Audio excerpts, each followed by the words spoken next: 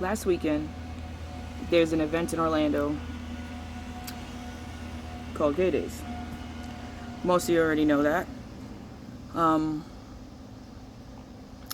But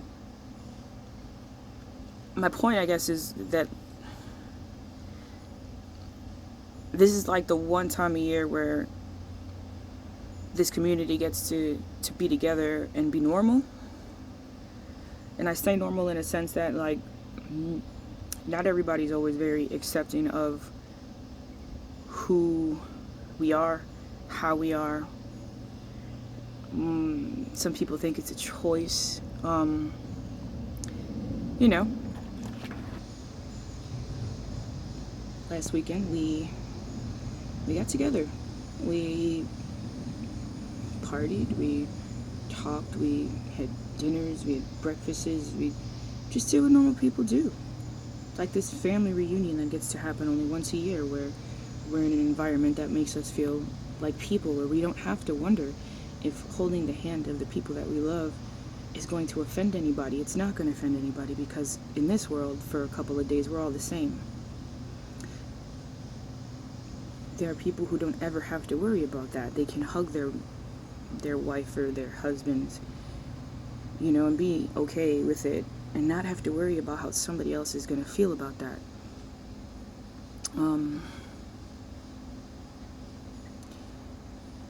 Pulse is one of those places that provides that feeling all the time. And not just for one community, not just for gays, not just for lesbians, not just for transgender, for everyone. Gay people, straight people, everybody goes there, because you just know that when you're there, it's like home, where you can be who you are. There are some people who never ever have to think about that, because every place they go to, they can be who they are. So they might not understand. And you're lucky, because we don't always get that. Not everybody gets that. And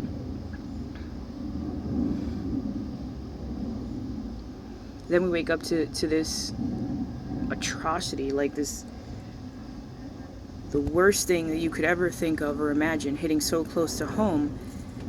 And there are people out there who have the nerve to say that it's fake. Last night I was watching some YouTube video where somebody had this whole 20-minute thing on how it's this conspiracy, and they're actors, and these people are just part of this government scheme. And I challenge you if you think that way, if you're not from Orlando, you should come down here and you should actually see that this is real. Real people have passed.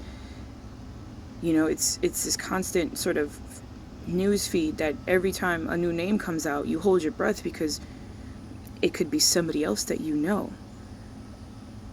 And I've had so many of my friends,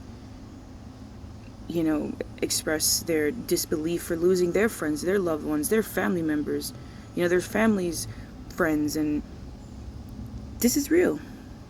These people really lost their lives because of the hate that is filling this world. And it's real. And I think I've cried more in the last 2 days than I have in a really long time. Orlando is home. I've been here since I was 6. This is home. This doesn't happen. That's the reality. Everybody always says, oh, this can't happen to me, but this can't happen to us. This is not where this happens. And it did. And I'm so proud of Orlando, though, because, the lines were out the door for all those donation centers, and people are still helping, and food and water and, travel arrangements, and just all kinds of help. And the assistance is just overwhelming. And it's the coolest thing to see, that it's proof that love is stronger than anything else, than somebody's, hatred. And there's this whole thing about God and how he's not real because he can't let things like this happen. But he's like any other parent out there. We know right from wrong, and we get to decide every day what we're going to do with that information. And some of us fuck up really bad. But you still say pray for Orlando because you know that no matter how bad it gets, he's still up there and he still gets to hear us. So we pray. Anybody who thinks that this isn't real, you're retarded. Because real people are really hurting about real incidents. And we'll get through it. These people didn't die in vain.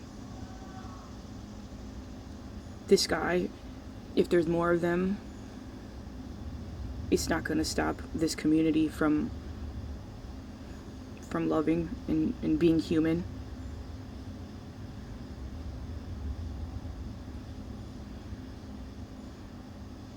Pray for Orlando.